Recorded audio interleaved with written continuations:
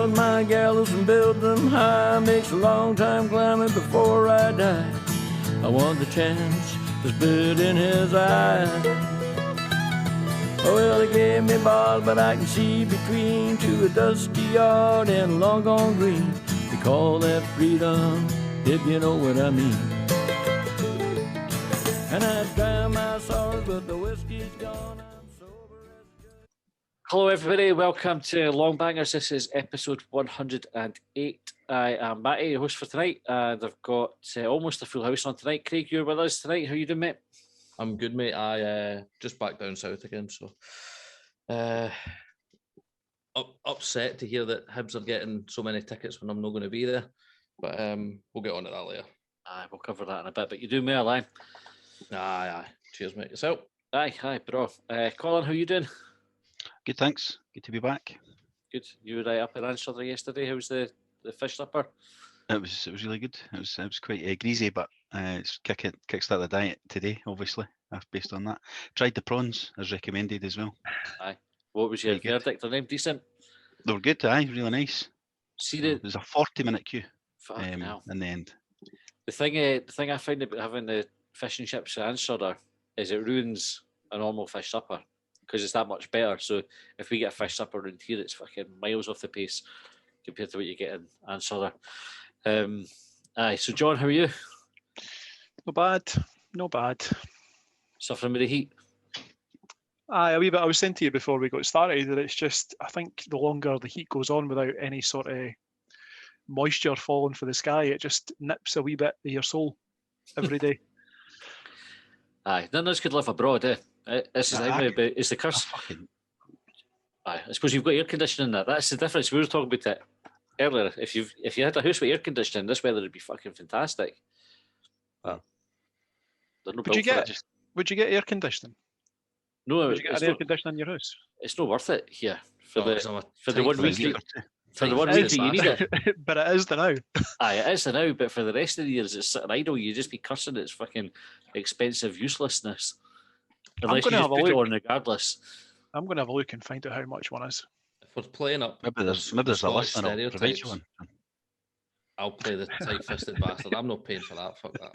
Aye, text it to 80295. 80295. Recommendation. Saturday lunchtime, send them in. Right, busy wee show tonight. So what we've got to cover tonight, we had the win against Santa Coloma on Thursday night, which was great. Fans back in the stadium, so we'll talk about that.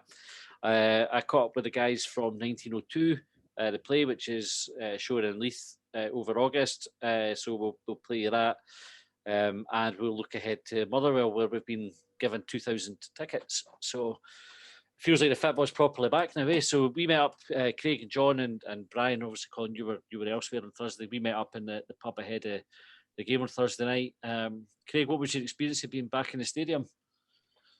First and foremost, it was great to meet all yous as well. For people that don't know, that was the first time we'd actually met. It was, eh? But I think, I mean, that kind of set the mood for me to begin with. But to go down like Leith Walk and go down to the stadium and that, and I know it wasn't full, but Edinburgh certainly felt like it was getting some way back to normal.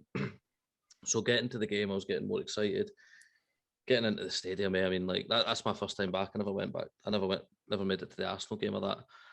But just getting back in it was something else. It sounds proper corny and that, but there was a wee bit, not so much full pelt emotion, but I was happy to be there.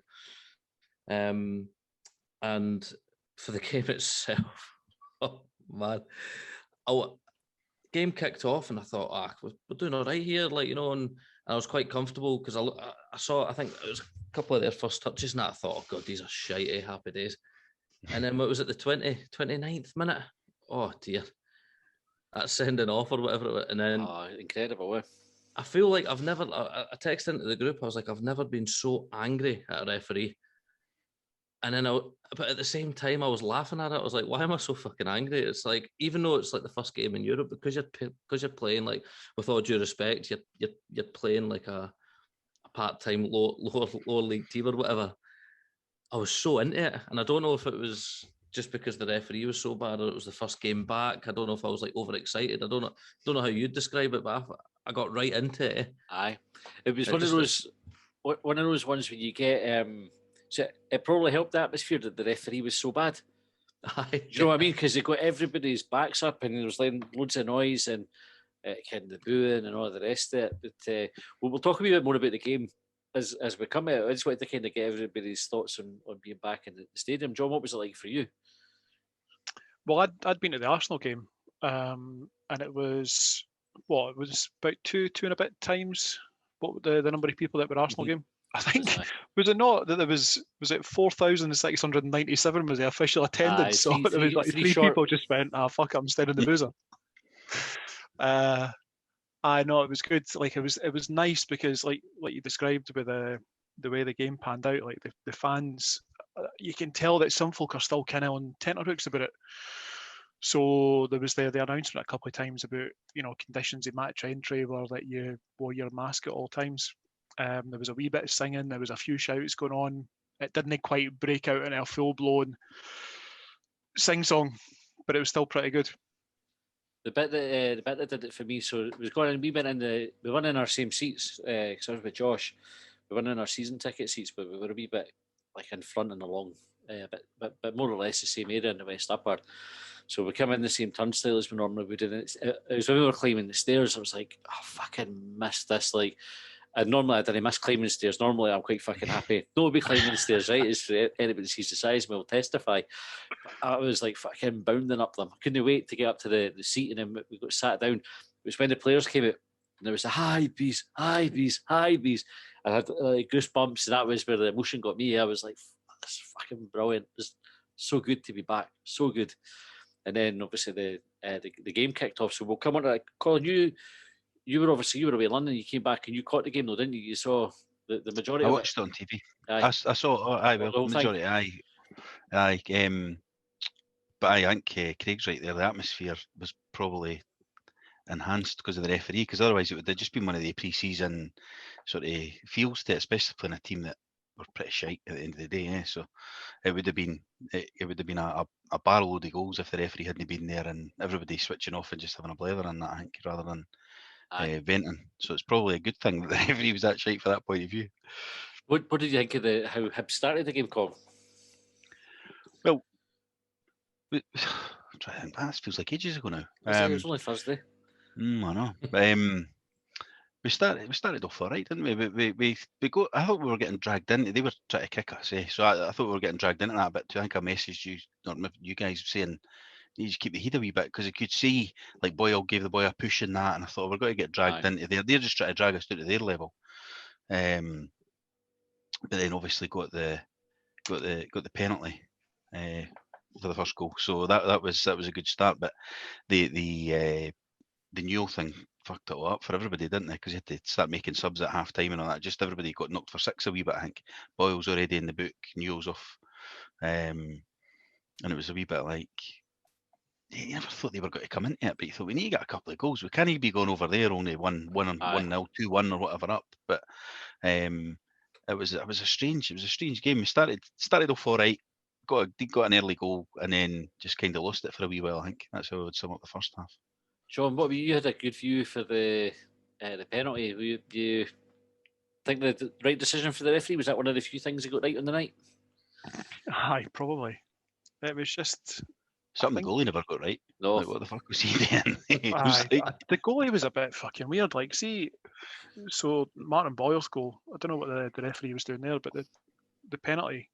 I don't know who or how or what it was that he thought he was trying to tackle. It was stupid. I don't know how else to describe it. And I think, you've got different levels of football, like Craig was talking about before, and no disrespect to that, but the fuck was he doing? It reminded me of, Ken, if you ever dropped a balloon when you were a kid and you tried to catch it and it was a bit windy. That's what the goalie was like. He was like, fuck, I've flapped for that cross, it's in the box somewhere, I'll run after it, but I had no chance of fucking getting it. It was quite clever played by Nisbet. Do you reckon it's maybe a wee bit of the kind of the occasions got to the poor lad to give him a wee bit of kind of benefit of the doubt? Because when the players came out, there was quite a row and there was a few songs at the beginning, if I remember. Yeah.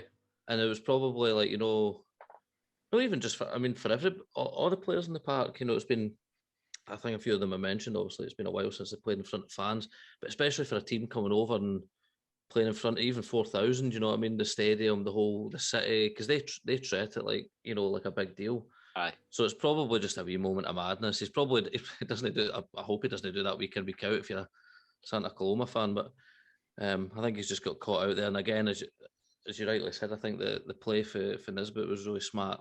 And I think that was one thing. I think Hibs looked really sharp. Like in the beginning, all right, we never got like the kind of goal straight away into the penalty, but from what I remember anyway, I was probably euphoric, so I probably remembered it wrong. But I seem to remember we were in their box so much, or in their half pretty much the whole time. I don't remember them really coming into our half until post penalty. So 20 odd minutes of dominance. Maybe it's kind of got to them, and I don't know. What was your view on the red card, Colin?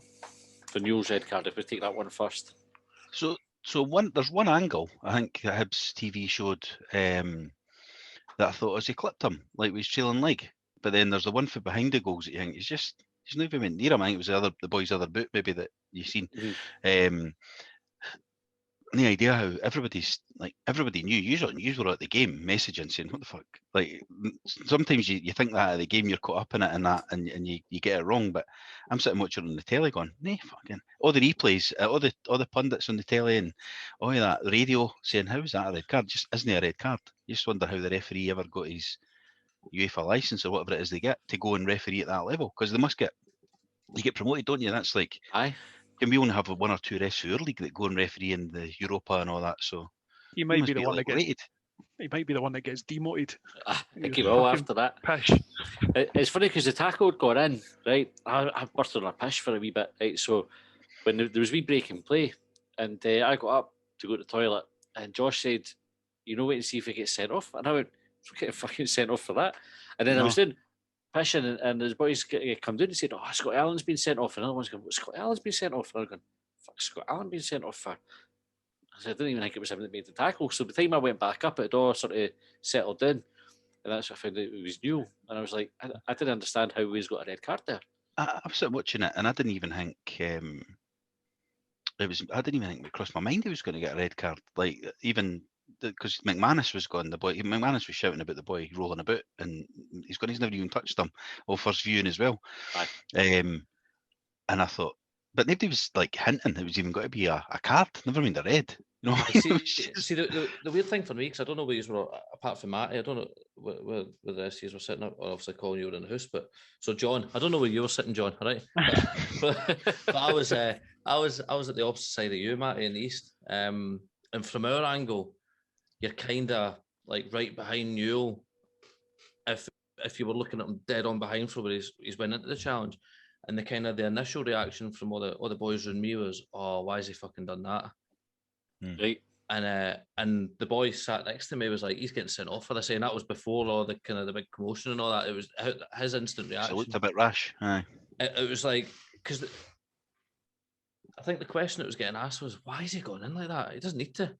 Because we were like, again, we had them penned into the box. I think there was a bit, the ball was maybe bobbling about. They were struggling to clear it and all this sort of business. And they were like, "Oh, he's went in too keen and he sent them off." And it was only after it kind of went up on Twitter and we'd all had a look at it, we're like, hang on a minute, why the fuck's he been sent off for that? So I've not watched it with intent in the sense that I've not seen where the referee was standing, but from it sounds like he was sitting in the east stand beside you. Probably. But from where I was sitting, at least anyway, it wasn't that people were like, "Oh, that's an instantaneous red." It was more that kind of, "Oh God, why has he done that?" He could get sent off for this. It was only later on when we watched it, we were like, hang on, he's not even fucking touched me. But Bobby, I wouldn't mind seeing that view for behind the goals that you described, Colin, because the one that I saw was the sort of 3-second clip that you could watch it 100 times, 100,000 times, and you were just looking for the thing that the referee sent him off for. But where I was sitting, I was in the west lower, and it was just over to my lower right-hand side, and I was watching it, and I distinctly remember like the trajectory of the ball changing, because it's obviously come off of Joe Newell, and then the referee's blown for a foul, and the Coloma player's rolling about, and I'm thinking, what the fuck? Like he's got the, like I never thought that there was any contact at the time. My initial reaction was he's got the ball. Like there's no foul here. There's nothing to question, nothing to stop the game for here. And then obviously there was a few seconds gone by and Joe Newell's trying to talk to the player on the deck, and then there was a few other players were getting involved, and the referee takes Joe Newell away, and I could see him, because the referee's got his back to me, that he's reaching for his back pocket. I'm thinking, surely fucking no. Like, it was just the challenge and the aftermath, the two of them just didn't make any sense. Like, and you could see the look on Joe Newell's face as well. Like, is this actually happening? It was surreal. It was absolutely surreal. I couldn't see from the footage that I have seen, I couldn't see any contact whatsoever. And what makes the sending off probably all the more difficult to take is two things. Is one, challenges, and one challenge in particular on Martin Boyle in the second half, but also the fact that we can appeal it, but the ruling or the wording for the appeal process seems to be, didn't fucking bother. Don't waste our time with stuff like this that's beneath us, which is just an absolute travesty. It seems like the only proper appeal you can have is in a case of mistaken identity, but the fact that he's been sent off, it wasn't a mistaken identity, it wasn't a fucking foul, and yet you can't do anything about it. Hibs have had to take the pragmatic approach and say, well, we're not going to do it, we're going to keep him available for the game after. The next game. You wonder I'm if fortunate we're 3-0 up. Sorry, Matty. We're 3-0 up. If it had been a close game, you're thinking we want to appeal that. And they just make it difficult. Big brown envelope. That's probably what the wording says. That's it. There you go. Big guy. Pay it and use notes. You wonder if it counts as mistaken identity if you could make a case for the referee. Somebody mistook him for a referee. And make that our case. So after the sending off, if I remember right, Scott Allen got taken off and Kyle Magennis came on. And it took us a wee while to get back into the game. Jack Ross said we looked a bit spooked after that until, and the kind of key thing was getting into half time at 1-0. What are your thoughts there, John? Would you agree with that assessment? I mean, Jack Ross will have his thoughts in the game, like, and the words that he'll use, but I never ever, even though we went down to 10 men, based on the way that they were playing, I never had any doubt that we would be in any bother. And that was just purely because of like respective standards of football, if you like, sizes of countries, all that kind of thing. And also because they didn't seem to want to cross the halfway line. Prior to the sending off, I never ever thought that they wanted to have a shot on goal. It was such a strange game. Like, obviously, like, the big talking points were, the sending off for Joe Newell, some of the shitey tackles and the bookings and the other sending offs that went on. But it was a weird game. Mm-hmm. It was such a weird game of football to watch, given what was at stake. And I totally take on board what Colin was saying before, or it might have been Craig rather, that they were trying to bring Hibs down to their level.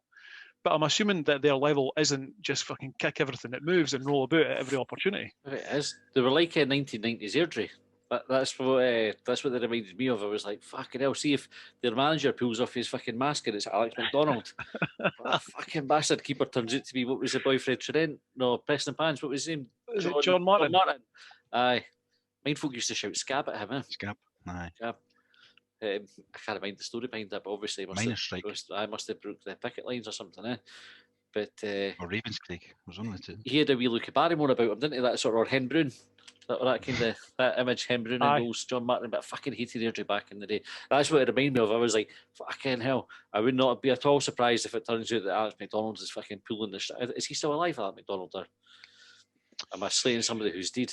He's either turning in his grave or contemplating his future after that. Kind of like character assassination. Nah, fucking, it's still like, it's true anyway. Like, you watch Airdrie, they're like fucking dirty bastards when they played us. But it impacts you, doesn't it? It slows you down. It stops you. That's what they were doing. That's what I was meaning about bringing. I don't know if that was what they do every week. I'll probably know, because they're obviously doing well in the league to have qualified for the European places. But when they play a team that's better than them, they think, right, well, let's resort to dragging them down to your level and beating them with experience, sort of thing. There was I had a conversation with Josh after Colin. I remembered something you said to me about when you played rugby. and when you played teams that were shite, and sometimes Mhm. things happened. Like it was difficult to play against them because they didn't do what they were meant to. You know what a good Aye. team would do. Aye. And I wondered if there was an element of that. You know how sometimes if you see a team who's clearly a couple of levels below the team that they're playing, they're just fucking late into everything because their speed of thought isn't the same, and so they're. And then Josh like, nah, I think you're being a bit kind. I think they were just hatchet men because they didn't look unfit. It didn't look they were that much slower or anything than us. They were just dirty. Yeah. Mm. But aye, so we get half time. 1-0 up, come out. Second half, Craig Martin Boyle scores right on, was it 47 minutes or something? So just right at the start of the second half. How important do you think that was to get a goal then in the game? I think that was massive. I think that kind of settled us down a bit. Like John was saying there, I never felt that they were going to cause any threat at the goal mouth. I think they had 2 opportunities that weren't great, but over the piece. But I think the sending off definitely gave them a bit of wind in their sail. I would say they got a wee bit more of the ball. They passed it around a little bit more, but as John says, they never really threatened us. But I think it was Colin said earlier, we had to go into the second leg with more than one goal. We had to go in comfortable, and I think getting the second goal straight away after half time just kind of settled us down and allowed us to play a bit more. I think the other thing about it is it takes away any sort of doubt in the players' minds about the referee, I believe, in a weird way, because I think the other thing that they were kind of worrying about was the fact that Boyle was already on a card. Newell had been sent off for nothing. They're probably thinking, if any more of us get sent off, what I mean? Because it could feasibly happen. We're in for it here. So I think that possibly stopped them from playing as much as they did in the second half, if you get what I mean. So like between the sending off and the first half, we would probably be more cagey, not because we went down to 10 men, but more because we didn't want to go down to 9 or 8 because of the dodgy refereeing. But I think the second goal just kind of it settled on nerves, and they realised, oh, actually, you know what I mean, we are better than these, and we can just go out and continue playing, like, you know, and not worry about that side of it. And then Colm, Santa Coloma, so just try to get my timeline right, they lost 2 men, so they lost 1 man, and then we scored, and then we scored to go 2-0, then they lost the 2 men and we scored the third. Any complaints with their sending off? So do you think they were justified? Aye, well, I mean, the one I remember is the guy pulling Boyle back. Boyle just ran round him as if he wasn't there, and the boys just almost not quite rugby tackled him, but pretty much just, so that's as clear a red as you'll get. Yep. For goal scoring opportunity. I can't remember the other one. The other one was a second yellow. Second yellow. Aye. You can't complain the amount of fouls they were getting away. You know what I mean? They were going to pick up bookings. You could see I think what the referee needed to do was book them earlier. Obviously, book Boyle early, and you should have been booking them. That's what they normally try and do with clamp down. And I think Craig's right there that I mean, I think Jack Ross said we were spooked. I don't think we were spooked. I think we were cautious to the ref and can try to find their feet. You know, like play the ref like fucking he's got to send us off every time we go near somebody. The problem with it is like every decision he was making, it wasn't even just the big ones. It was everything that he was making was like the wrong way. So like, as you say, the players were never able to kind of read them, or, you know, I think, you know, like, I think referees, they do take a wee bit of, you know, I think like captains go and speak to them and that, like, you know what I mean? But they're not able to tell them, like, you know, what to do and all that sort of stuff. But, you know, they can kind of read them and be like, oh, come on. Like, you know what I mean? And maybe referees at times will be like, oh, you know, that was wrong, whatever. Not that I'll let you away with another one, but yeah, except that was my bad. Whereas this guy was just everywhere, eh? Like nothing he said. Yeah. Like, and I don't know if that was maybe because the thing is with the sending off is he never went for the red card instantly. And I think the Santa Coloma players maybe got in his ear and he's went for it, and maybe the referee, to give him the tiniest bit of, like, you know what I mean, of a benefit of the doubt, is I think he's possibly thought, oh, actually, I might have got this wrong here in the heat of the moment. And then he's thinking that everything else, like, cause I don't know, because we never spoke about it. But who was it that sliced Martin Boyle? Was that number 2 again? No, it was the fullback that did it. Is that the number 8? I can't remember what number it was, but that was the worst challenge in the game. How that can be a red card is like beyond me. It's not even just that it's knee height. Martin Boyle's like mid jump with his leg up. It's like if he was standing there, it's like his belly height stood showing straight through. See the thing about it, right? Actually, at the time, so it happened right in front of us. It shows you how easy it is to get a decision wrong, right? At the time, and if I remember right, Boyle gets the ball on the line. He's about to take the boy on, and he goes to knock it around the boy. The boy's sliding in to make the tackle. He blocks the ball and then follows through and takes out Boyle. Now, back in the day, referees would have went, he's won the ball. Like, basically, he's gone in, blocked the ball. It's not even a foul. That's what I said to Josh. I was like, I didn't even think that was a foul. On my first view, I didn't even think that's a foul. I think he's caught Boyle, but he's won the ball. He's played the ball before he's played anything else, and it's just his momentum taking him through. Then I saw it again and was like, fucking hell, dirty bastard, that's a red card all day long. But it was right in front of us. You know, like a great view of it. I couldn't have had a better look at it. And I wouldn't have sent the boy off, and I probably, on first view, probably wouldn't have given a fucking foul for it. So, you maybe kind of do need to cut referees a bit of slack, but the thing that gets me about it though is like, say the European the Euros that's just been on there, they were saying that what is it, that challenge where a player goes to stand on a ball, right, and if he misses the ball and he steps on top of a player's foot, it's like an instant red card. Aye. And there was one boy sent off in one of the early games for it. If referees are expected at that level to pick out challenges like that, then surely coming in 2 feet flying like a karate, like Cantona, like you know what I mean, surely it's an easy, like it was in hindsight, but I was like, I'm just saying, I got it wrong when I looked at it the first time, but you would expect a referee who's fucking paid to do that to get it right. And actually, for his angle, it would have looked worse, I reckon, because you wouldn't have necessarily seen the same. No, I definitely wouldn't have seen the same as what I saw, but there was a tackle on Boyle before, John, similar to the one where the boy got sent off, but the referee decided to give it to them, Santa Coloma. So Boyle was through on goal. Boy hauls him down. I can't remember that challenge in particular, but I do remember a foul being given to Santa Coloma after Ryan Porteous had broken free with the ball. Oh, aye, that one as well. I think he must have gave that for it. He caught him with his elbow, but he never, like, it was just like he was running. You know what I mean? His arms were moving. I quite enjoyed the aftermath of that, where Kevin Nisbet was obviously trying to speak Spanish to the Andorran boy to explain these are elbows and that's me trying to block off the ball.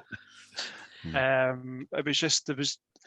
don't know, like, you know how sometimes, like, when you play in different competitions, the referees are sometimes a bit stricter, a bit more lenient. You'll hear stuff about, well, you could get away with that in the Premier League, you'll not get away with that playing in the Champions League, for example. I don't even think it was that. Like, I think the boy was just, maybe he was overawed by the occasion. Like, I don't know what sort of, Craig had mentioned before that the Santa Coloma team, maybe they were a wee bit spooked, to use Jack Ross's words, by the fact that there was 5,000 folk there, and that's about 20% of the population of Andorra. But maybe the referee was put off by that as well. It was just, he was bizarre. But the one thing that I thought Hibs did really well, and I've seen games before where someone turns up and just sets out to bring you down to their level. John Hughes teams usually. Hibs kept the heat. Was never concerned about them, and they just went about the job professionally, dismantled Santa Coloma, what it was they were trying to do, got the goals when they needed to, and should qualify for the next round. Well, I wanted to ask you about this, right? This came up and on Hibs.net, and there's a bit of kind of different opinions on, do you know, when you have the Santa Coloma players all surrounding the referee, and there was one point Nisbet, I think, was the only player that went in and started giving them a wee bit of shove about. And on Hibs.net, there was one person in particular was saying everybody should be in there. It shouldn't have just been Nisbet, it should be the whole team. And the all-in argument to the opposing view was, but look at the referee. If everybody had gone in, we'd already had a man sent off. You're just asking for trouble. So, Colin, I'll come to you as well, because you'll have probably a better perspective on this, having played like a sport at a decent level. A game like that, where you know the referee's card fucking happy and there's a bit of smash, are you better having the team just staying out of it, or would you expect a one for all for one, everyone can get in and have a rammy? Well, depends, doesn't it? But I think the all for one thing, the referee can't send you off. Mhm. So there's a bit of, he's not going to send everybody off or book everybody. Whereas if Nisbet's in there, there's more likely Nisbet's going to get to sell and bother because he's the only one there. So that's where I could see the benefit of everybody piling in. Aye. But in that case, I can't quite remember the episodes that you're talking about, but it might have been better for Nisbet to have retreated rather than expect the other 10 to pile in or 9 to pile in. Aye. But I do get the all for one thing. I do, but it was rugby I played, no football. So Aye, but we've talked about it before, we were talking about leaders and that team spirit, and you can. So you go back to what Hibs played Morton. Mind when Neil Lennon was going to go fighting with Jim Duffy, and that came about because Darren McGregor went and smashed into somebody who'd been wide, I think, to somebody else, and then there was just everybody, kid manager and everything. Did they McGregor smash into him or did the boy take a dive? Oh, I the thought it boy was 'cause took the it. boy Aye, taking the a boy. dive. The boy Oh did. no, there was someone had cleaned out Jordan Foster, if I remember rightly, and Darren McGregor went nose to nose with a boy, and the boy Then just the boy collapsed. dived at that point. Aye. But you had that bit about everybody, and I'm sure we commended the team and said, "Come on, that's an example of a really good team spirit." And I was kind of on the fence about this time because I was like, "Is it? Do you want to see the team spirit there, or do you want to see your team being professional? Going, come what? If we lose the heat here, we could go to the competition to some fucking shitey team because the referee gives them the chance." That's it, and it's not a team that were on our level. Like I think in a derby, I would be wanting to see. Like, it used to be brilliant when you would get Bartley, McGregor, and Gray and all that, or saying, "Well, you've got to have a kick at McGinn." Well, we're all here we've all got his back, sort of thing. Aye. But against a team like that, it's just like they're just trying to notch you up. They're not good enough. They're not competing. You know what I mean? And I think there's any real point getting involved because you've got to beat them anyway. You're not needing that sort of push or that bit of fight because it's an easy match. But I think there's a bit of both.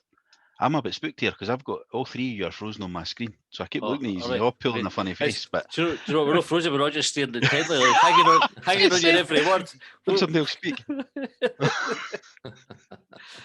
right, we'll move on to that. I was just curious to get your thoughts on it because I thought it was an interesting argument, and I actually probably could quite easily justify arguing either side of that case. I didn't really disagree with anybody on it. I just think, it's a time and a place thing. I think it depends on the situation you're in.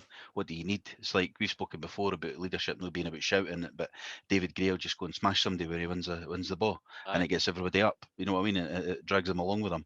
Didn't need that on Thursday night. Just wanted to get over with, not get any injuries, not get any more sending off, so we've got to miss a big game. So, although you did, if you've noticed, Lewis Stevenson no missing the chance to leave something on a boy by wee. It wasn't even a 50-50, and he went steaming into a tackle, and they won the ball.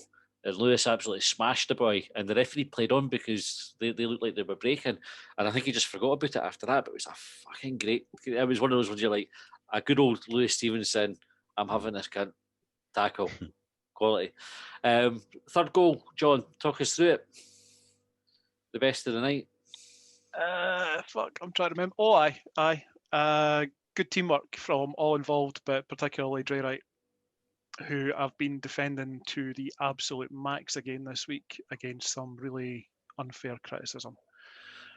So, right, before we go on to talk about the goal again, because we'll talk about Nisbet's finishing that in a wee minute. Drey Wright, he does come in for criticism. We've criticised him on this podcast as well. But Craig, how would you have assessed his performance on Thursday night?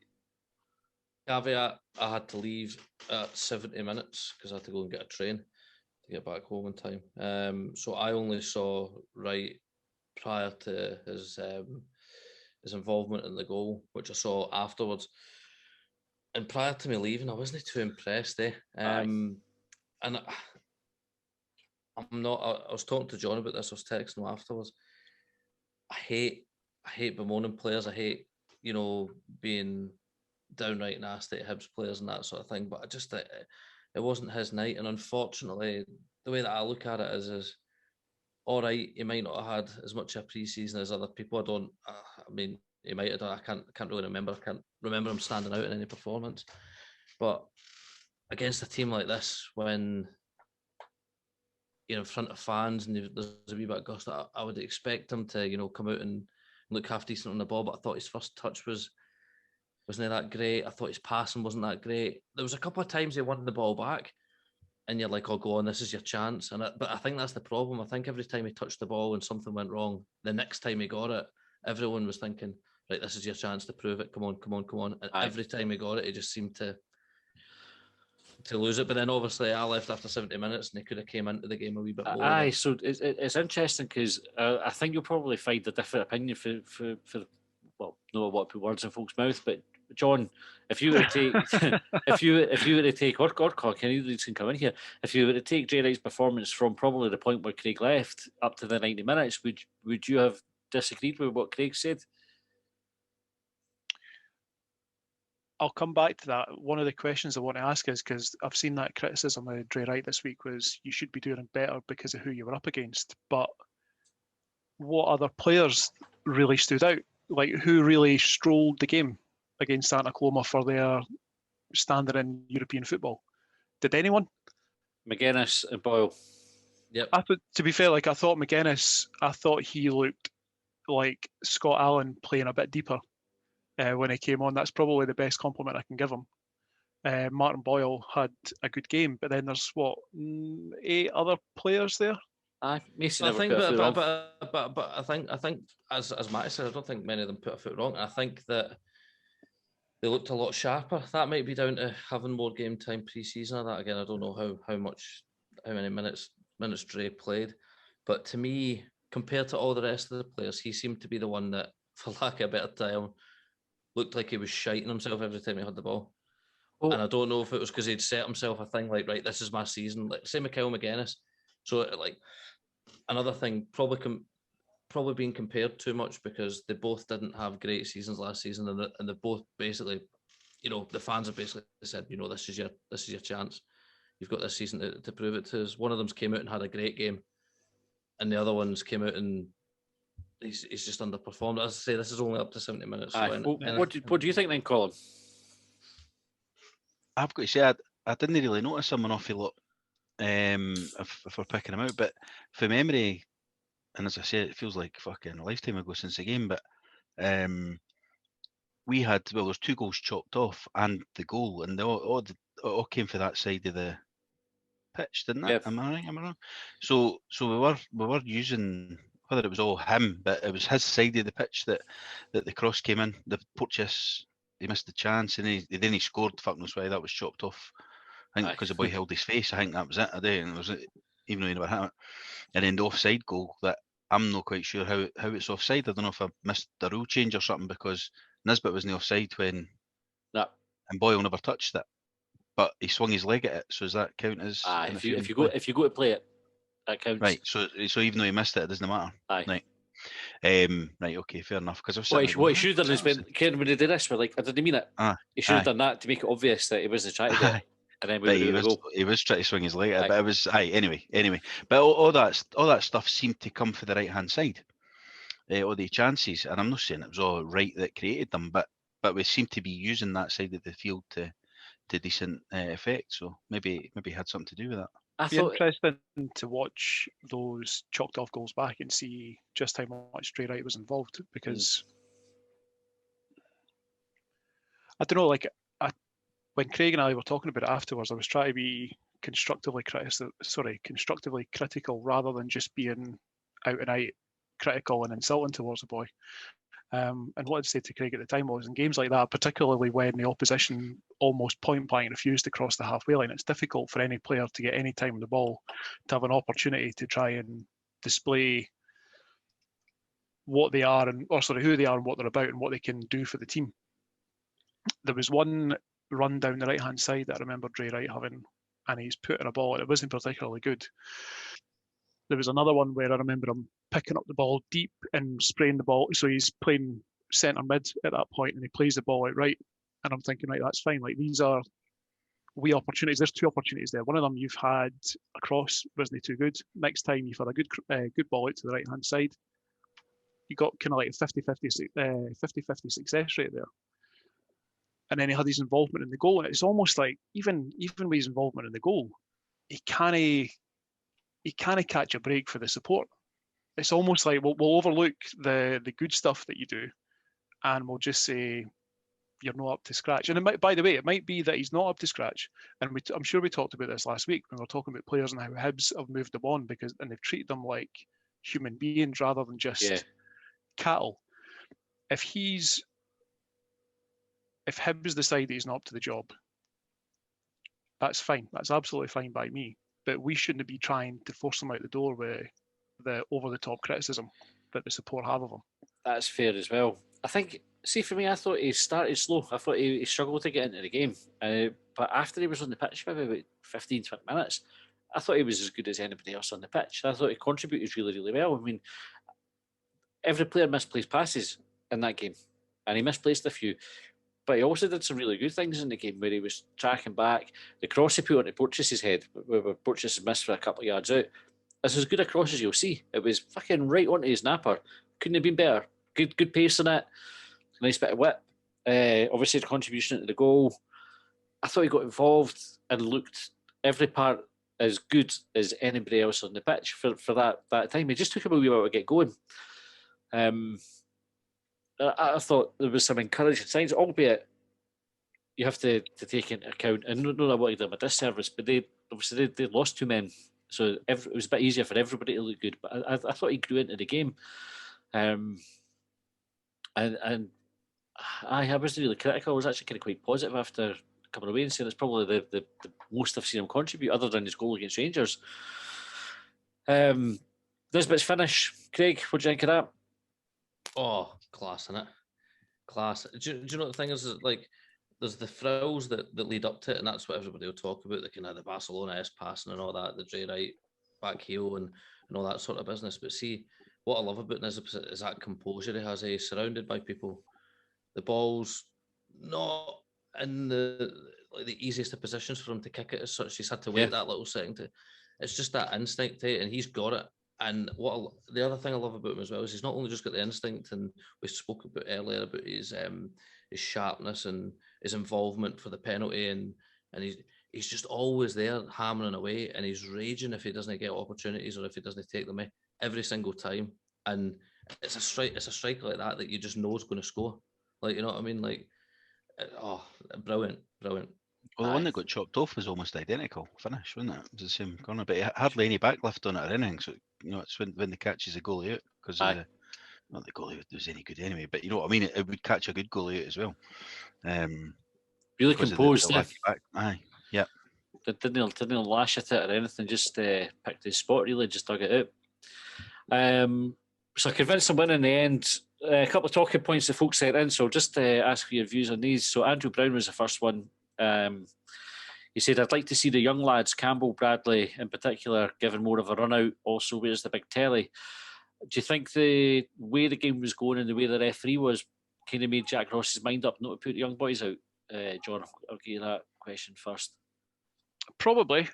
I mean, I think Jack Ross was probably right in taking Scott Allen off. It was almost like sacrifice a striker and put someone on a bit further back, because he was needing someone to replace Joe Newell, if you want to look at it as simplistically as that. So he made the right choice in that respect. I don't know if that was the right kind of game for the likes of Campbell and Bradley. Campbell came on, didn't he? He came on as a sub kind of late on. Mm-hmm. Was that the obligatory get your shirt on, you'll go, you'll come back in and it'll not even be dirty? Get a wee run about it, get a couple of touches, they're all right. But no, I think we're going to see the likes of Campbell and Bradley probably in the Premier Sports Cup, the old Betfred Cup. I think that's where we're going to see more of them. But even getting the experience, even getting that few touches that he got, it's probably invaluable. Like, there's not many players of his age that have come through the ranks at Hibs that can say that they've got European football under their belt. Yeah. Hopefully he gets a bit more, and hopefully it's not a game like that. There was an expression. Do you ever watch Cobra Kai? You seen that on Netflix? It's fucking ludicrous, right? Cobra Kai is. Do you remember the Karate Kid? Right, you've all seen the Karate Kid. I wax on, wax off. It's like, Colin, you must have fucking seen the Karate Kid. Never watched it, mate. Mr. Miyagi and that. No, I can't who it is. I've never watched it. It's another one on the list that we spoke about previously. There's a TV series that catches up with the characters later on, right? And a couple of interesting bits in it, or funny bits. One of them is the boy Johnny, who's like the bad guy in it. He, from his side of the story, he pretty much says Daniel LaRusso was the dick. He was like the bully. And when you look back at the different events, this was like a fan theory that's been on Twitter and everything. Daniel LaRusso, who's the hero of it, was an absolute dickhead to him. Like he caused loads of the hassle, even though the other boy got the bad rap for it. Anyway, so at the end of the first season, there's a big fight between these two dojos. Or the kids just take karate super serious, like it's like ridiculous. Not like when you take your kids to, like if you're taking your kids to judo or karate when they're wee and they do it for a couple of weeks and go, okay, they didn't practice at home or anything, just well they're there. These boys are like, and girls are super bought into it. This is like their whole life, even though they've only been to the dojo once. All of a sudden they're like fucking living like Mr. Miyagi, that Zen lifestyle. Anyway, there's a big fucking scrap at the end of the first season, and a boy gets pelted over the stairway. And at the start of the second season, there's a news report, and even the news report are totally bought into this idea that karate is like the be all and end all. And the woman says, and what can only be described as a full-scale karate riot. And I was like, that's the only way you could have described that. Not just like a big fucking fight or whatever. It's a full-scale karate riot. And that's what the game was like on Thursday is at times. So that's what I was sitting thinking, going, fucking hell, if we had the news on for the Cobra Kai, this would be fucking, they'd be loving it. Full scale karate riot. I might call the podcast that tonight. Right. Next one was for William. The wee bit Astro runoff in front of the East is a mess, still better than Kelly, Livy, and Hamilton. So Craig, the pitch behind you looks amazing. But if anybody's seen the wee bits around the touchline, the Astro there is pretty grim looking. But is it still better than the pitches at Kelly, Livy and Hamilton? Probably. I mean, I looked at it, kind of noticed it, and then couldn't give a fuck about it because the actual pitch itself looked really good. Eh? Yeah. Aye, so fuck it. Who cares? Sorry, I've never William. had a look on Thursday, but I've got a vague recollection of looking at the pitch on the Tuesday against Arsenal and thinking that they'd widened the pitch or shortened it. I can't remember which. Did any of you guys see that? Well, I think they've shortened it because the line's pretty much right up to the edge of the grass. So if anything, it's wider. But I think it's just the same, John. Right. If the groundsman's listening, they can maybe give us or she can give us a wee tweet on 80295 or text message 80295. Tell us, is it bigger or smaller? Is it bigger or smaller? Is it bigger or smaller? Charlie B from Strong Opinion Hibs. Joe Newell sending off, never a red, but stupid to give the ref that option. Any blame on Joe Newell for you guys for it? Did they give the referee the decision to make? Well, I think he probably did. I think Craig, look at the guys on Craig's reaction, and I think John maybe sort of hinted at that as well. I suppose when you see it, you know, he's dived in. If he had collected the boys, out of control, and it looks dangerous in that. So I suppose so. But do you know, one of the ironies is that just before that, there was a boy in front of me screaming at Hibs that they needed to get stuck in, be harder. I was just thinking that when I was saying it. I thought, imagine if he hadn't though. He's fucking left him to clear that. You know what I mean? That would have been the chat. So he's showing a bit of willing. The crowd's in. He's probably the adrenaline will be up, and the noise, and that wasn't there last year, and he's just. Well, I was going to say a rush of blood, but it's not a rush of blood because he's went in it to try and fucking block the. Although really, what's he going to benefit with it? It's just got to knock it for a bike, yeah. So just get stuck in. You do think, well, why do you need it? Really? I don't even think Hibs got the. Oh no, they would have got a free kick. I was going to say Hibs never even got the thrown out of it. Do you know what I never mentioned before was, you know, after you've gone to football for long enough, you start to get like an instinct. You know, it's almost like you develop a wee bit. It's almost like clairvoyance. Like sometimes you just know what's happened without having physically seen it. Yep. I never ever got the impression at the time, like there was never any sights or sounds or anything that was going on that suggested that Joe Newell had hit the boy. It was just that he'd got the ball. But it was a bit daft. Like he was a wee bit daft. Was it a bit daft? Are we being really harsh? That stuff, all that shit about he's gave the referee a decision to make and all that. I hate all that chat normally, and that's what we're basically saying there, eh? Is give the referee a decision to make. It's not, Aye. but you know what I mean? The referee's made a decision. incorrectly. Thing is, if he really wanted to, he could have hit the boy, but he wasn't trying to get the boy, and he never got the boy. Yeah. So Yep. fuck that. I think it's just the like the speed of the challenge and how he's went for it. But as a fan, that's what you're wanting in it, especially in like a first European night. You're wanting the team to be fully committed and wanting to win the game. And I think if you're talking about like the kind of sixth sense, ooh, what have you thought about that? You said that as your hands disappeared, by the way, which fucking didn't help your case for taking the piss out.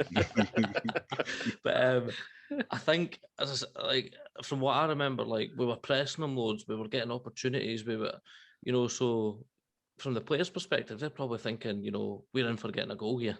Aye. You know what I mean? So as much as, the beauty of hindsight, we're thinking maybe you shouldn't have went in like that, in that position on the park when there was another 3 Hibs players on the side here, whatever, and they're on the back foot. Maybe you have given them a decision to make, but aye, it's one of those fucking things, isn't it? That's what Shite it is. referee. Dave Graham said Paul Hanlon being magnificent. So Hanlon, I thought, did have a very good game. Yep. I would 100%. agree with. There was a block he made in the second half where the boys wrapped a shot in, and it's one of those ones that from where I was sitting, it's going, that's in the top corner, kind of, if that happens, and Hanlon just kind of ducked in and got a heat on it.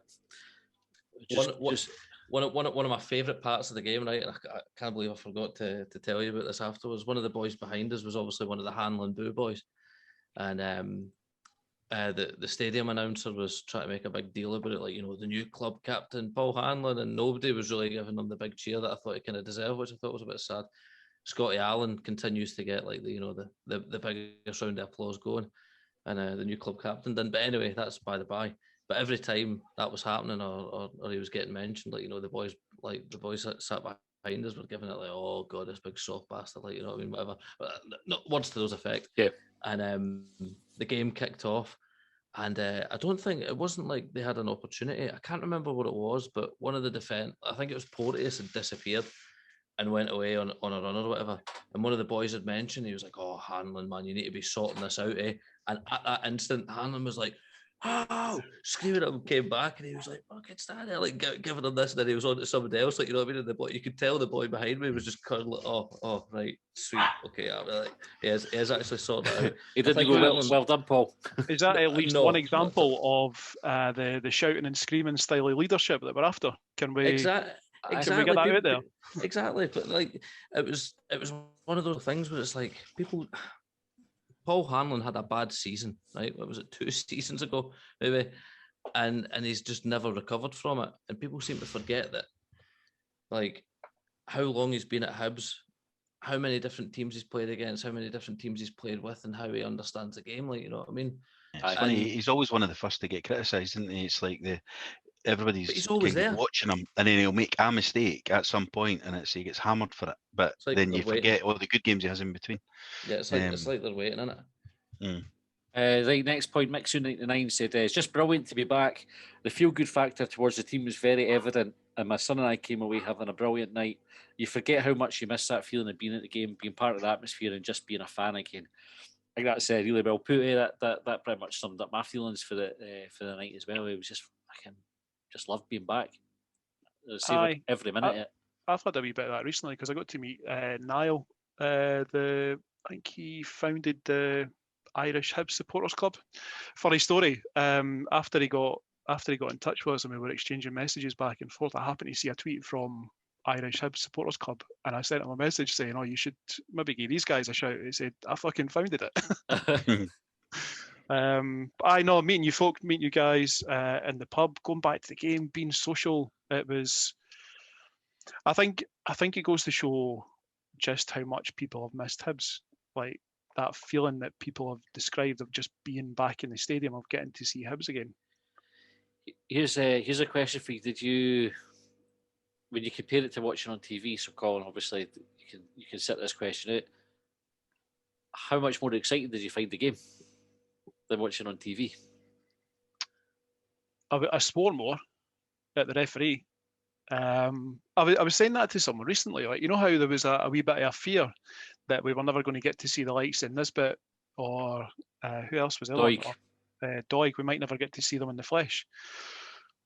Seeing them running about the Easter Road pitch, it was almost like I'd never been away from the place. It was quite quite surreal, actually.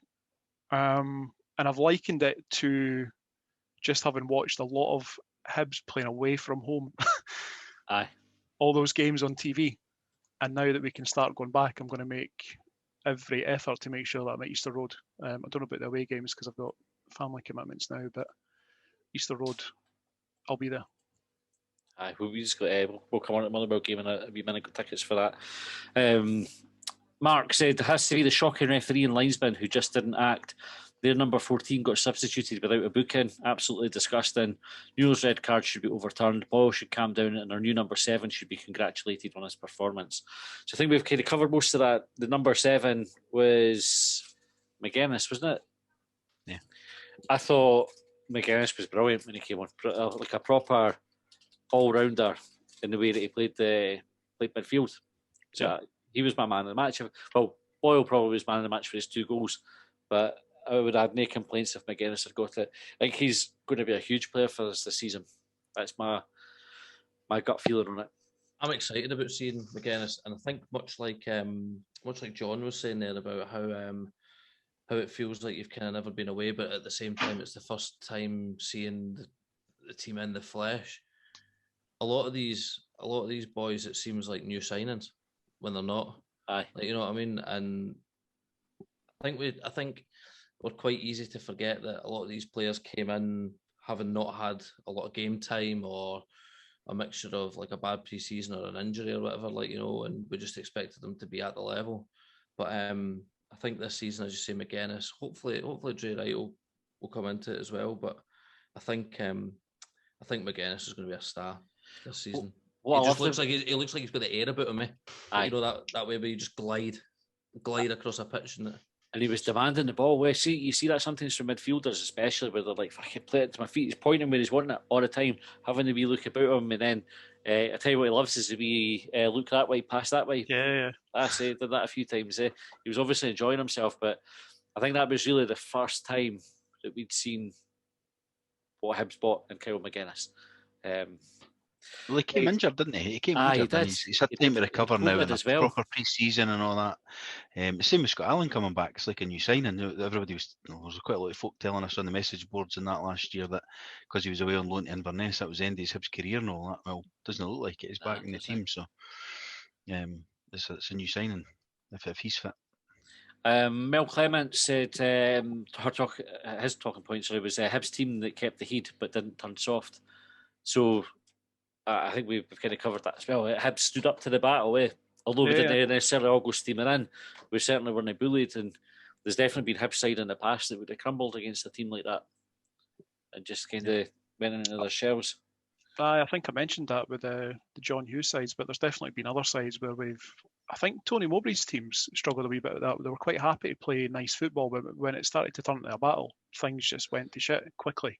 I think that's where the boy band thing like Lennon to do. That's kind of where that all stemmed from, because I think like you look at the teams in the 90s, Kim, when you had like say Pat McGinley and fucking Willie Miller and that. They weren't shy of putting the boot in. You know, Gordon Hunter was a hard player, Callum Milne, etc. It wasn't like we were a soft team, but Mowbray's team definitely had that reputation that it was all fine for the pretty football, but if somebody just came and started kicking us, then we wouldn't cope with it. Harry MacArthur, it's Harry's for Down the Slope, and was also pictured this week in a Partick Thistle top. So, Harry, don't know what you're doing there. He asked, what would it take for Hibs fans not to be moany?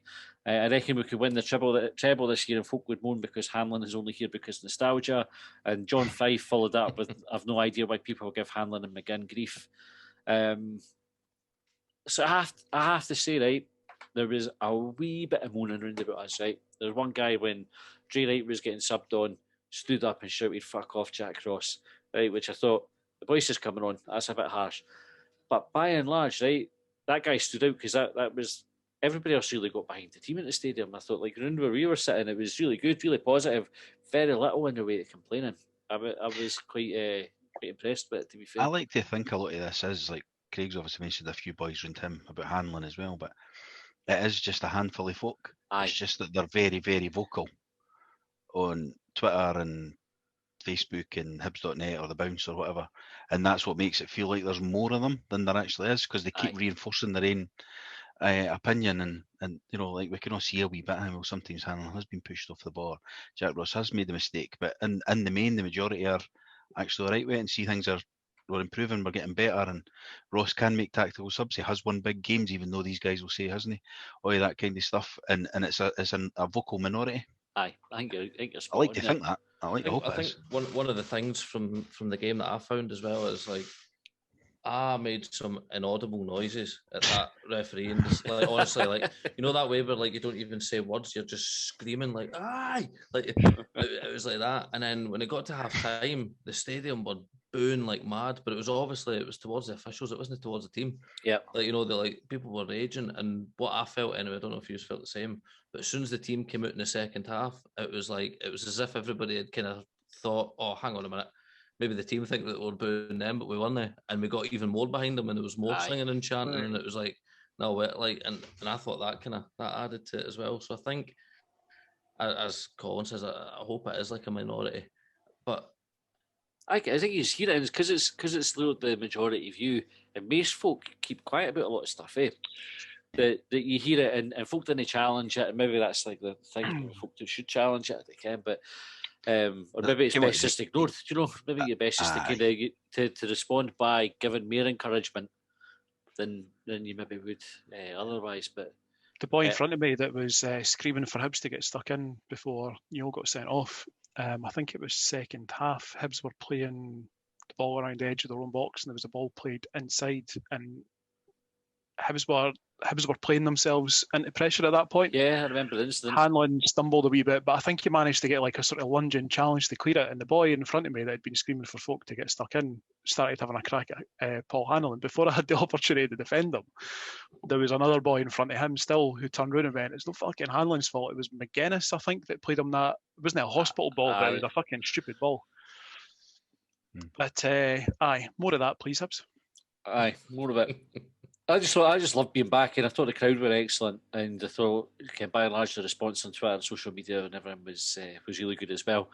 Right, we're going to take a wee break for us talking for a few minutes. So we're running a competition on our Twitter page at the moment to get 2 tickets to the play 1902, which is about or kind of based around Hibs winning the Scottish Cup. A must-see for Hibs fans, but I caught up with the team behind it, and you can hear what they had to say just now.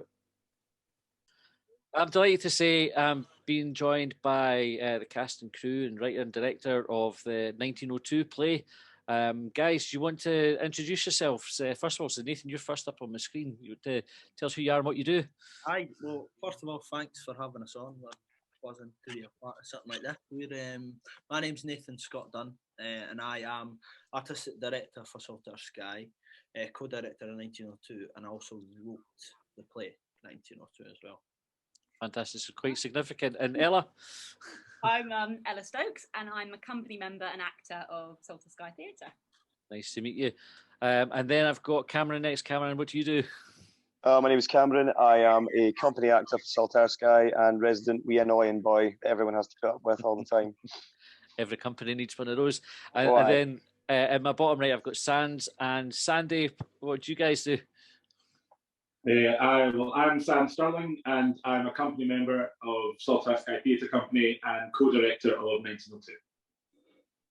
And I'm Sandy. I'm a company member and I'm the musician for 1902. I play the guitar for scene transitions and pre-show music and such. Fantastic. So, how did the play come about?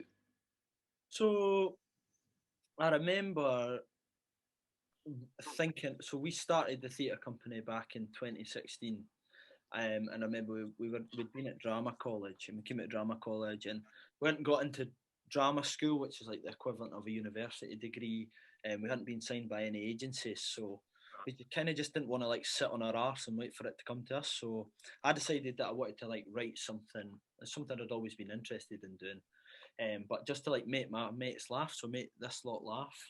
And eventually the words on the page evolved into actors bringing it to life, and then it was originally about a fictional football team, because I was actually shitting myself in case using Hibs's name was going to end up like I don't know, with some copyright issues or something. So it was actually about a made-up team called Bonnie Bridge Athletic at first time. But it was all about them, that football fans wanting to see them win the Scottish Cup, and obviously with Hibs having have won it in 114 years.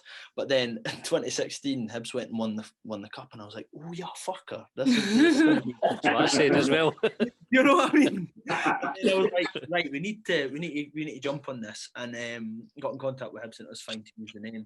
So then eventually, that the next summer in 2017, we managed to we developed the script of various actors and put it on performance at the Edinburgh Fringe in 2017, and that's how it came about. It was always the intention to have the cast that you've got at the moment involved in it. So the cast, like the show, has like evolved over the 4 years that we've done it. So like myself, I've always been a part of it. Two of the others, Josh and Johnny, who's not on the call just now. Cameron was original, and Sandy as well. Sandy, musician there. Sans was in the original cast, and then he took a break to go down to London and be a professional real actor for a while. And then he decided that he missed us too much to come back and join us. And then Ella picked it up 2 years ago now. We couldn't perform it last year because of COVID, but Ella jumped in. But for the originals that are there, the parts were written for them, and that's why they're so suited to the roles. And it's like based a lot on like our exploits and my exploits, my family life. Not 100% biographical. If you come to stuff I didn't play, it's all dramatized, but I would say for most of the cast it was they were in mind, and that's why they fit so well. Fantastic. And how's it been acting in it? Nathan or Cameron, I'll ask you how you found it. Well, I found that it's been a really great experience because, like Nathan said, like when you graduate and then you don't get into university, you don't get an agent. You take such a knock on your confidence, but working with your friends on something like this where you're constantly having fun, like there's never a dull moment, and I'm pretty sure the rest of them can back me up on that. There is never a dull moment in this cast.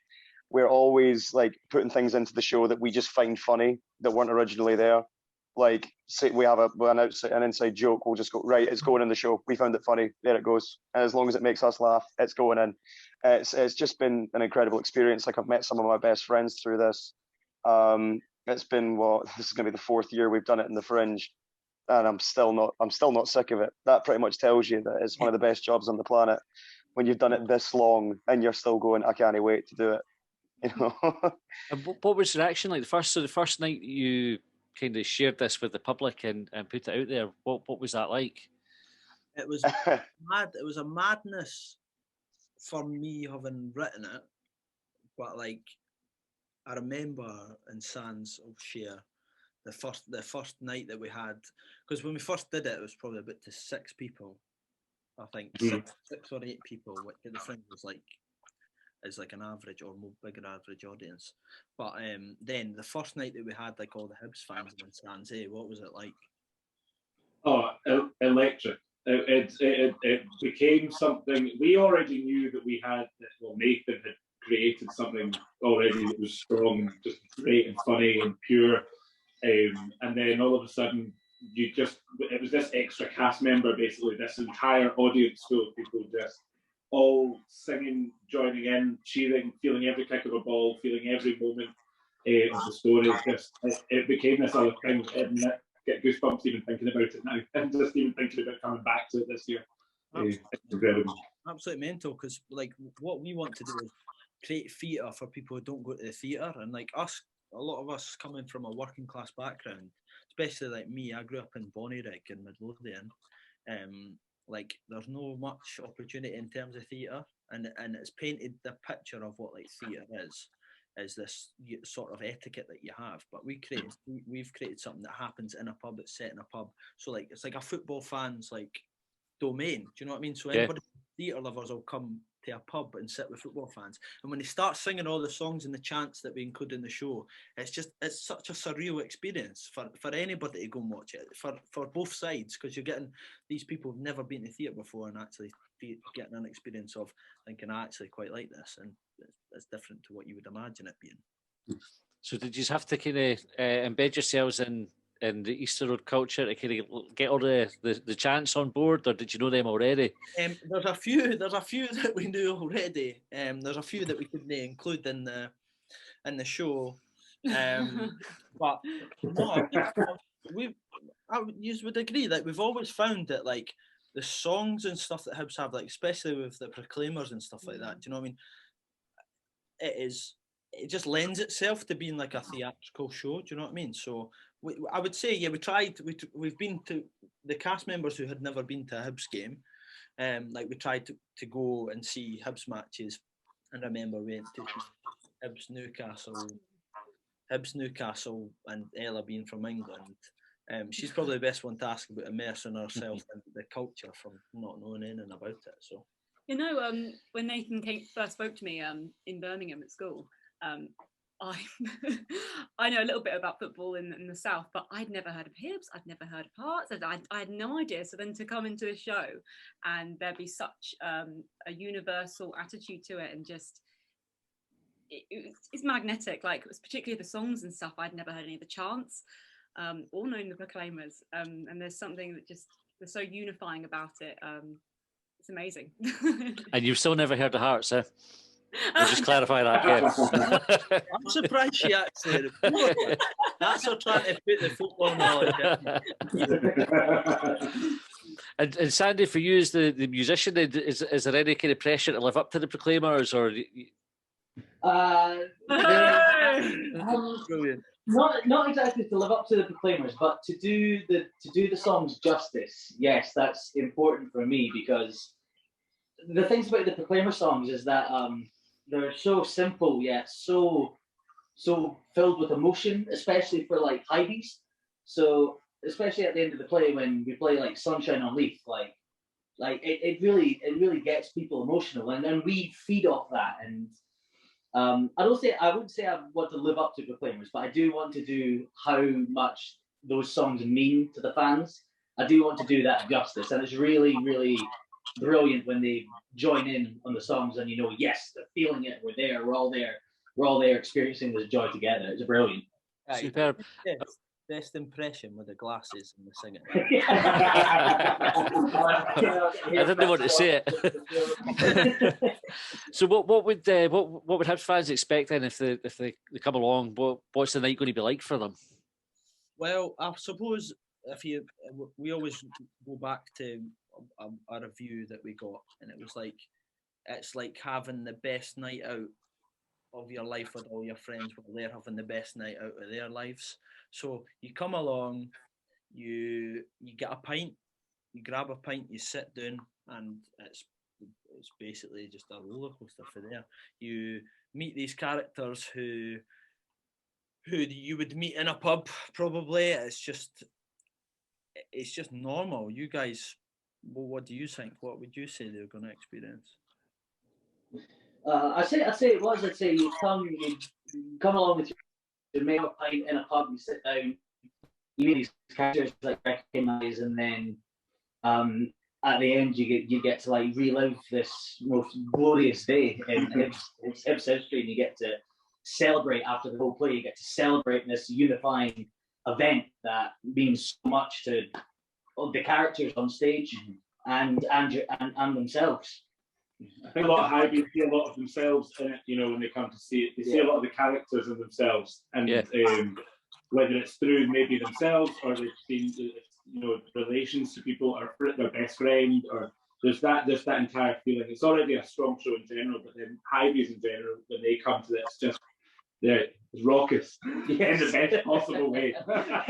It's a show for them. If they come and see it, they get such a different experience from anybody else. So, and I don't think there's not a show that they could go and watch that they get the same experience. It's one of the moments that Hibs fans didn't need any encouragement to relive either, and I know personal experience, any excuse, and we're all over it. So where's the show playing? It's at the Leith Arches on Manderston Street, just at the bottom of Leith Walk. Actually, it's a lovely venue. It's on there from the 6th to the 30th of August, twice a day. So there's 44 shows. So there's no excuse for anybody. So 44 shows at 5 p.m. and 7 p.m. every day. Apart from a Thursday, that's the actors' day off. They get lazy and decide they want a day off. I deserve a day off. He's deserve a day off. For European matches, that's what it is. Top man. Because Europe, can't miss it. And just before we kind of wrap up, I know you featured on ITN. Saw that on your Twitter. How did that come about?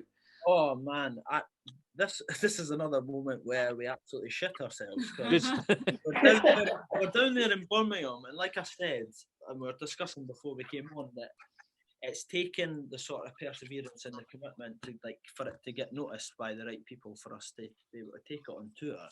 So eventually, when we took it to Birmingham, we opened like a brand new pub theatre down there. That's what at the Prince of Wales in Moseley, and the news got wind of this somehow, and like I say, there's a strong connection with Aston Villa now that John McGinn's down there, and we done like a wee campaign about like finding John McGinn, and we still haven't found them after 4 years. But no, then they decided, they were like, we had a chat with them and they were really invested in what we did, so they decided let's do a wee segment on it, and it was a surreal experience for us, because like we say, we try so hard to get eyes on it, and then that's like one of the biggest eyes you can get on it. I know half. That's brilliant. And we've got a competition for folk running until Sunday, the 1st of August, where you can win a pair of tickets to come along and see the show. It's on our Twitter feed, so just go and retweet the tweet that's there, and follow ourselves and the Saltire Sky Twitter account as well. Anything else you just want to kind of throw in while we've got you on? Just that we hope to see you come along. It's something we really want all Hibs fans to experience it. We think that all Hibs fans should have a chance to experience it, and we are excited to be back in Edinburgh. So come along and see the show. Fantastic. It's definitely support, and it's only going to get better now. Yes, definitely. Well, we're planning, so on Longbangers, there's loads of folk that help out with the podcast and come on that I've never met before, and so we're planning to have a meet up to come along and see the show as well. So there will be a night where we'll have the Longbangers crew in as well, which I don't know if that's a selling point or otherwise for folks. I maybe should have kept that quiet, but listen, thanks very much for coming on the podcast for us tonight. I wish you all the very best with the show. I can't wait to see it. It sounds fantastic, and I would encourage any Hibs fan to get along, and I'm sure they'll have one of the best nights ever. Absolutely. Thank you so much for having us on. Appreciate it. Yeah, thank you so much. Thank you very much. No worries. Take care, guys. Thanks very much to the guys for 1902 there. It's great to hear from them. We will be, as I mentioned on there, we'll be probably planning a wee Longbangers trip out to see that one night and kind of catch up. So hopefully we'll see you at one of the shows. A couple of bits of breaking news. So Hibs potentially got a new chief exec. Craig, you were mentioning just as we were off air there, coming from Norwich. The guy's name, do you remember it off the top of your head? I'm going to have to look it up. Bass, I can't remember. All I remember is I had a look online, and the kind of the news that I saw around him was generally good, but the main one was from Grant Holt. He tweeted basically saying that it could possibly be the best signing that Hibs make. I think it's, for me, the thing that I like about it is, having not known a lot about the guy, it's a good show of intent from Hibs, I believe, or from maybe directly from Ron Gordon. I know it'll be the board and all that do all the interviews and all that sort of business, but rather than jumping the gun and picking somebody without any sort of credentials and that, I think the fact that Ron Gordon's waited and he's picked, or he's managed to scoop somebody from a Premier League / Championship team, over the past however many years. Yeah. I think it's a big statement of intent, and everything that Hibs seem to be doing at the moment in the background, without signing 20 players that people want yesterday, seems to me to be all heading in the right direction. And the signing of Jack Ross for 2 years, what we're going to go on to later with other signings, I think it's just Hibs are playing the long game finally. Aye. they're actually looking for a stable future, and I'm excited. I am excited. Ben Kinsell was the person's name, That's the guy's the one. name, who's Not Ken Binsell. That's not what I was saying. Ken Vincell. Ben Kinsell. Oh, I shouldn't. You've planted that fucking seed in my head now, Craig. Thanks for that. That's ruined it forevermore. Ben Kinsell. Which What can you sell? That's the question. Isn't it? Season Put it to tickets, Twitter. hopefully, and players for millions of pounds. And we also have signed Chris Mueller from Orlando. So, John, what's your knowledge of the MLS like? Next to Stitch. none. Next to none. Do I you know what it saw. stands for? It stands for. I know what it stands for, but I can't think of something funny. I'm trying to remember what it was that Fatis. Fair play and achievement at all times. He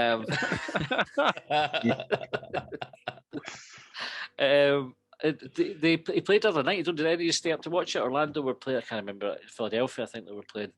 Apparently, you never played last night though. I was No, just. he So didn't. I'm hoping we're trying to get him in early, and that's one of the. They are. So the script for that is he played the other night, and I watched it. And what I thought of him was he was really busy. Like he didn't impact the game that much. So that would be the only thing. But he had a good touch on him. Looked very fast, but worked his fucking bollocks off, which is as a front player is what we definitely need. I think he would be a really good addition. Last night, Orlando, I think, swapped 5 of the players. So did a bit of squad rotation. And Sky Sports commentator said that it's perhaps because his move to Hibs has been brought forward. But then there's an American journalist tweeted to say that she had spoken to her source at Orlando who said it was nothing to do with that. So who knows? You can never trust what comes out of football clubs. So this is the thing. Jack Ross did say that they're hoping to get him in now. Aye, after the signing. Yeah. So he said now it's out in the public domain as well. So I don't know if there was a bit of. Well, actually, it was Orlando who broke the news, wasn't it? They said that they hadn't managed to get him on another contract, and he was going to a European club. But apparently, there's a couple of Belgian clubs offered $1 million for him at the start of the season. They were trying to get him in, and he didn't fancy it. So it must have been some sales pitch to get him to move from fucking Orlando to Edinburgh. I mean, Edinburgh's a lovely place, don't get me wrong, but if he's coming in January and he's been used to like the life in Orlando, it's going to be a fucking shock when he finds out how cold it is. Is that Graham Matthews' PowerPoint paying dividends again? Aye, fair play to him. But Hibs apparently been on the case for a good wee while. And I think Ron Gordon's son was quite instrumental in getting the transfer through as well. So maybe these kind of connections are paying off. What I thought was interesting about it is, are we looking at that market now? And what's because he's a USA international, is like a current USA international. It's not like we're bringing in somebody who's at the arse end of their career. This boy's, there was a journalist that done a wee article on him, and I think he called it he just had a career season, which I think is what they mean when they've had a really good season and teams are starting to take notice of them. And it was like a real coup for Hibs to be getting him. And he was quite surprised that a club like Hibs that wasn't the Rangers or Celtic would be able to attract a player like that. So I think it's a fairly significant signing for us. And this maybe backs up what we've talked about it on the podcast before as well, about Hibs maybe shopping in a different market. You know, less your Aldi or Tesco and maybe your M&S and Waitrose now that we've got a bit of backing and a bit of ambition behind the owner. Walmart. The danger is he doesn't come in and score right away. Aye. And folk are going, what a waste of fucking money and all that, you know, and he'll replace Drey Wright in the list. Aye, but we've got him on a free. Like, well, at the moment, unless we get him in early, then we'll have paid a fee for him, I suppose. But wages wise in that though, assuming the sales pitch is, look, we're just down the road for England. Aye. Coming to a season or two here and we'll punt you on. I think that's probably the big selling point, isn't it? But it'd be good, interesting to see if we're going to see more signings at Elk. So there's probably a wee bit of commercial value there as well, because all of a sudden you open up the folk who are interested in the MLS go, there's that boy Mueller, because he's a promising player there, so they'll maybe pay attention to Hibs, and then, you know, you might sell a few shirts over there or get some folk coming out into the road when they're over on holiday or watching us on TV, etc. So it's interesting. I wonder if this is part of our longer term plan, to kind of go and explore these markets to to become more of a worldwide club. Hope so. We're going international, boys. Yes. Get your Pack your passports suitcase. out. Get your passports out. Right, talking about international travel, Motherwell on Sunday. You go on. Colin, you mentioned you were going to try and get tickets. I got a couple of Aye. tickets for me and Josh, so we'll be there in the upper tiers if anybody's around. I just logged on the break there. I've not quite got through to buying them yet, but I've got it sitting open on my other On your browser. browser. So I'll be doing that after this. Were you anybody surprised at the number of tickets that Hibs got? So we got 2,000 tickets. How many are they getting in total? Have they said? I think just shy of 5,000. Oh right, so they've hardly got any season tickets in, and they gave them away Aye. this season. It's a weird one, eh? So I think they went out to their season ticket holders to see who would definitely be coming and who definitely wouldn't, and then kind of they've got some tickets for general sale to their fans, and then 2,000 to Hibs fans. That was a fucking huge number. Do you reckon that's because they've given the season tickets away and they know that that's direct like income, because they'll easily sell the 2,000 away? Maybe, but you would still try to get like, because how raging would we be as Hibs fans? And I have no intention to be disparaging towards Motherwell. I think Motherwell at the moment are one of the leading clubs in Scotland in terms of how they go about their business. I think they do incredible things for the way that they treat their supporters, etc. They're not going to shag you, Matty. Well, I'm not want to shag them. It's Motherwell. You didn't care what you'd catch, right? But if it was Hibs, can you imagine you were getting 2,500 Hibs fans in, and we said, right, but we've sold 2,000 tickets for Hearts fans or Rangers fans or Aberdeen fans. You'd be going, fuck them, we've bought our season tickets, let us in, we'll sit in the away end. Okay, just let us in. Then we don't want any away fans in. I wonder if there's had Hibs done that, what the reaction would have been. Obviously, I'm delighted that Motherwell have done it though, because it means we get to get in and see the game. But can you imagine what it would be like if Hibs had done it like that? I know, but then it's a different numbers we're talking, isn't it? We've got 10,000 season tickets. This is true. They've got 2.5, obviously, or 3, or whatever it is, and they're saying, right, we can get 5 in, so we'll give them 2. It's not like they're taking away from their season ticket holders. Their season ticket holders are still going, but they've got an additional capacity. Aye, good club though, Motherwell, for the stuff that they do. Like they suicide awareness stuff and all that. Do a lot of that, don't they? That, and then they did a collection for unemployed people to get season tickets as well. Obviously, not that many. If you look at the numbers, surprising number, eh? But I suppose when I say they're giving them away, they were only giving them away if you bought one last year and didn't go to any games. So that's how many they had last season, I guess, the season ticket holder wise. But it's still a good gesture. It is, and it must affect their income as well. Because this is another thing I was thinking about. Because you would say, how good would it be if Hibs did that? But I think all of us are pragmatic enough to say, well, Hibs couldn't afford to say 11,000 season ticket holders. Don't worry about paying us your money this season. We'll just carry it over for last season, because we have the expense of running the club and having the ambitions to finish sort of third again. But Motherwell have been a top 6 side, apart from obviously last season they struggled, but they've been a top 6 side for all the years before that. You think they must still have ambitions to be at that level. So they maybe just written it off and just went, fuck it, we'll not bother about being top 6. We'll just do the best we can with what we've got, but we'll do the right thing with the fans. Or maybe they had that insurance that we said we had as well and got the money back. Well, this is a good shout as well. Maybe they did have that. Maybe they did. How do you think the game's going to go, John? What's your Hibs team looking like for it, and how do you think the game will pan out? Good question. Thanks. I'm trying to think. I was wondering if we would play the same team from the European game just past, but we'll have the Thursday night game and then we'll have the Sunday game, won't we? Yeah. So I would expect there to be a few changes. So I wouldn't be surprised to see if Kyle Magennis plays 90 minutes against Santa Coloma. I wouldn't be surprised to see Joe Newell in the starting lineup, for example. Mm-hmm. I think because of the squad, it seems that we're starting to develop.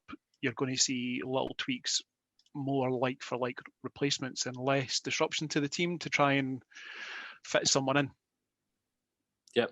What were you calling? So I've been quite ignorant to the whole pre-season thing. Pre-season bores me and that, so I've got no idea. I've Excellent. got no idea. I've not been to any games so far. I couldn't go. I would have went on Thursday if I could have, but I didn't go to the Arsenal game. Didn't watch it. Barely know if we've signed anybody new. To be quite honest with you, right? So I would imagine he might start with pretty much the team that started on Thursday, because I'm assuming that must be his first choice team. Doige might come in, but then there's been one up front through pre-season. Am I right? Is that right? So I think. Sorry. no, I was going to say it seems to give more options. We've got a lot of midfielders and that, so he maybe likes that 4-2-3-1 that seems to have been the preferred choice, which means you're playing Nisbet or Doige, don't you? So I don't know. I don't know if he'll go with that or not, because we've not got very many strikers. No. So maybe one up front's the way to go with that. It's working. It gets Scott Allen in the team. Keep a lot of people happy with that. So maybe he's got the choice now. The two are back. I don't know if he'll stick with the tried and trusted for last season, or if he'll go one up front. I think that's probably his only real choice, because the team pretty much picks itself, doesn't it? Aye, just ditch another defender and play Doige in this bit. Craig, what about you? Yeah, I think he'll go with a 4-2-3-1 or whatever it's fucking is, like the kind of standard playing Scotty Allen in. And quite like John said, I think Newell, I think that's probably the sending off's probably solved a little bit of a problem for him. A good problem, like if Magennis is playing well, Newell's playing well, I think it will give that kind of role a little bit of a break. The only thing was, am I right in saying, was it Bradley that started against Santa Coloma? No, he didn't. No, Mackay. There was Mackay who we brought in. So he had quite a quiet game on. Yeah, see, I don't think he'd start. I think that'd be one change it'd make, because again, young lad. I don't want to say, but as you say, I think he had a bit of a quiet game, and a few of the touches that I did see him have were pretty rough. But again, that's probably the kind of the occasion getting to him a little. I think we'll probably go with quite a safe team on Thursday night, but probably no see all the team that started from last Thursday. And I think we'll see them come back in on Sunday. So I think it'll look quite familiar. So if there's any safe replacements for the Thursday night, like I said, Magennis for Newell, I think you're likely to see that, and then like you say on the Sunday, get the more regular starters then. Yeah, Doige probably playing on Thursday night to get some minutes into him ahead of the league campaign and that kind of thing. I'm excited though. I can't wait to get back. So we did quick bang on Thursday night after the Santa Coloma game. And that was nice to have that back. I think this Thursday we'll probably no do one, because we skipped short bangers, so we'll have short bangers on Thursday. One of the things that we've called out for that, so there's a Twitter account called Fesshole, right? And I shared it on our WhatsApp group. Like, it is fucking hilarious. Basically what happens is folk fill in a form, so that it's in their pinned tweet, and they just confess to things that they've done, right, over the years. And it's all anonymous, and then the Twitter account just tweets them as they kind of go through. But there was one 12. Someone says when they were 12, they were in Spain, and they'd done a shite that was too big to flush away. So they went to get the maintenance person, right? This woman come up, and they showed her, she didn't speak English, pointed at it, pressed the flush, and it went away first time. So it looked like just brought her in, because I'm proud of this. Come here, come and see what I've done. Wish away first time. It's all wee things like that. It's just or one boy had ordered his mum, who's in her 70s, ordered his mum a Kindle, and because she was on her own, and he linked it to his Amazon account. He says, just buy what you want, whatever books you want, just buy them. And he says she doesn't know that all her purchases show up in his list, and he says she buys probably 2 or 3 dirty books every week. And he sees always, just never mentioned it to her. It's the vibrating back scratcher and that she's been buying off Wish that you need to worry about.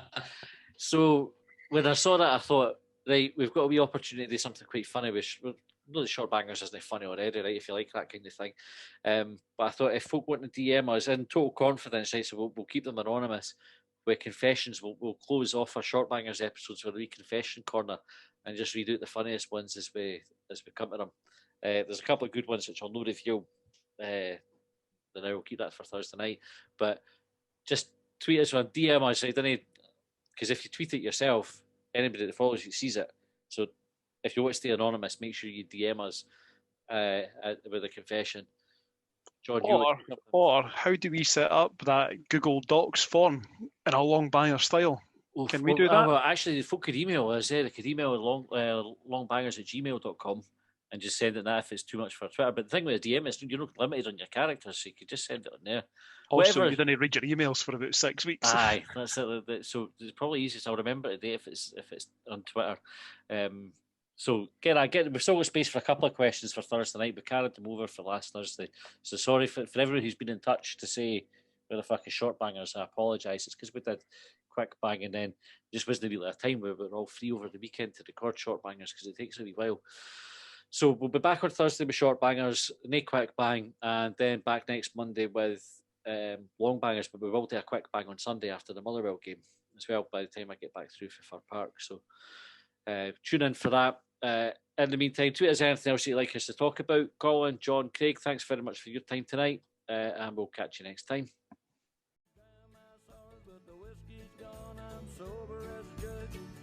On the Dry County line, I pledged upon. Well, they trailed me down when I broke free. I drank all the whiskey in Tennessee. I don't drink water, no.